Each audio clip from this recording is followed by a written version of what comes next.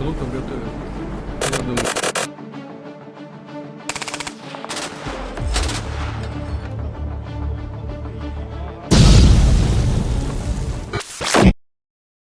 CBS News สื่อในสหรัฐเปิดเผยถึงการให้สัมภาษณ์ของประธานาธิบดีโวโลดิเมียร์ เซเลนสกี้แห่งยูเครนว่ากองกำลังของยูเครนสามารถสกัดกั้นการรุกคืบของรัสเซียได้ตลอดช่วงเดือนที่เลวร้ายที่สุดของฤดูหนาวโดยยูเครนได้ทำให้สถานการณ์มีเสถียรภาพและดีกว่าเมื่อ2 หรือ 3 เดือนที่แล้วที่เราขาดกระสุนปืนใหญ่จำนวนมากรวมถึงอาวุธประเภทต่างๆด้วยแต่รัสเซียก็ไม่ประสบความสำเร็จในการตอบโต้เลยอย่างไรก็ดีเราต้องการความช่วยเหลือตอนนี้เพราะการโจมตีของรัสเซียกำลังใกล้เข้ามาเซเลนสกี้ระบุต่อว่าเราไม่มีกระสุนปืนใหญ่หรืออะไรต่างๆมากมายแม้กองทหารยูเครนจะสามารถจัดการรัสเซียส่วนใหญ่ให้อยู่ในอันตรายได้จนถึงตอนนี้แต่กองกำลังยูเครนก็ยังไม่พร้อมที่จะป้องกันการรุกครั้งใหญ่ของรัสเซียที่คาดว่าจะเกิดขึ้นในอีกไม่กี่เดือนข้างหน้าโดยน่าจะเป็นประมาณปลายเดือนพฤษภาคมหรือมิถุนายนนี้สำหรับสิ่งที่จำเป็นต่อยูเครนมากที่สุดตอนนี้คือระบบป้องกันทางอากาศพระทิออดและปืนใหญ่อีกเป็นจำนวนมากรวมถึงต้องการความช่วยเหลือในการเตรียมกองพลน้อยที่จะต่อสู้เพื่อยูเครนต่อไปด้วยเซเลนสกี้ยังกล่าวด้วยว่าประธานาธิบดีปูตินกำลังคิดฟื้นฟูจากประวัติสหภาพโซเวียตและรัสเซียและต้องการยึดครองยูเครนโดยสมบูรณ์ขณะเดียวกันนายมิคาโล โพโดยักที่ปรึกษาของเซเลนสกี้ก็ได้ให้สัมภาษณ์กับสถานีวิทยุของยูเครนว่ายูเครนไม่มีทรัพยากรเพียงพอที่จะดำเนินการรุกที่มีประสิทธิภาพเพื่อทำลายรัสเซียการจัดหาทรัพยากรไปยังยูเครนถือว่าช้ารวมถึงเกิดความเหนื่อยล้าในแนวหน้า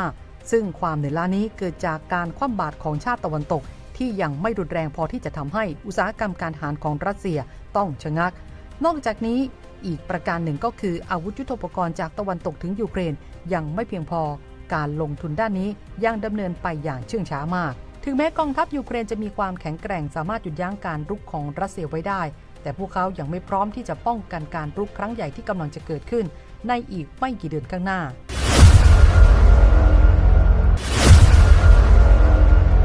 ขณะที่พลโทโรเบิร์ต มาโกวานรองประธานเสนาธิการกลาโหมของสหราชอาณาจักรกล่าวระหว่างให้ข้อมูลกับคณะกรรมาการกลาโหมของรัฐสภาเมื่อวานนี้โดยเขาเชื่อว่าขณะนี้กองทัพขาดแคลนกระสุนอย่างหนักอีกทั้งจำนวนเงินที่รัฐบาลใช้จ่ายในด้านกระสุนแม้จะเป็นจำนวนมากแต่ก็ไม่เพียงพอต่อภัยคุกคามต่างๆที่เราเผชิญอยู่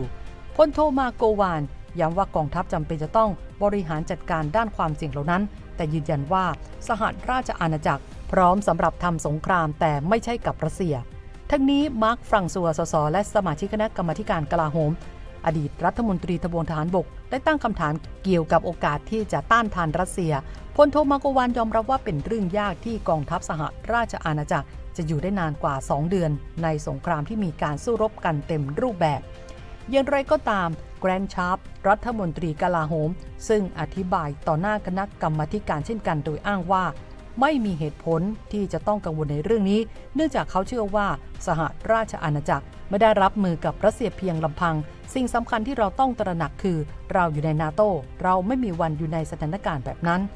ความเห็นดังกล่าวมีขึ้นไม่ถึง1 เดือนหลังการสอบถามของคณะกรรมาการกลาโหมพบว่ากองทัพสหราชอาณาจักรกำลังอยู่ในภาวะถดถอยลงเรื่อยๆและด้วยเหตุนี้จึงไม่พร้อมรับมือกับรัสเซียขณะที่รายงานการศึกษาทบทวนเป็นเวลา1 ปีเกี่ยวกับศักยภาพด้านกลาโหมของสหราชอาณาจักรที่เผยแพร่เมื่อช่วงต้นเดือนกุมภาพันธ์สรุปว่าอังกฤษไม่มีทางประสบความสำเร็จในการต่อสู้สงครามหรือความพร้อมทางยุทธศาสตร์ใดๆหากปราศจากการปฏิรูปครั้งใหญ่ทดีเทเลกราฟสื่ออังกฤษยังรายงานด้วยว่ากองทัพกำลังประสบปัญหาจากการเกณฑ์กำลังพลและการขาดแคลนทหารอย่างน้อย 5,000 นายขณะเดียวกันคณะกรรมาการก็ได้ข้อมูลจากบรรดาผู้บัญชาการกลาโหมมาว่าภายในกองทัพสหราชอาณาจักรกลวงโบมานานแล้วตั้งแต่ปี 2010 และไม่อาจจะรับมือกับศัตรูรายใดๆได้หากเกิดกรณีความขัดแย้งแบบตัวต่อตัวกองทัพอังกฤษจะหมดสิ้นแสนยานุภาพหลังผ่านการสู้รบไป2 เดือนแรกขณะที่ประธานาธิบดีปูตินเองกล่าวกับทหารอากาศรัสเซียว่า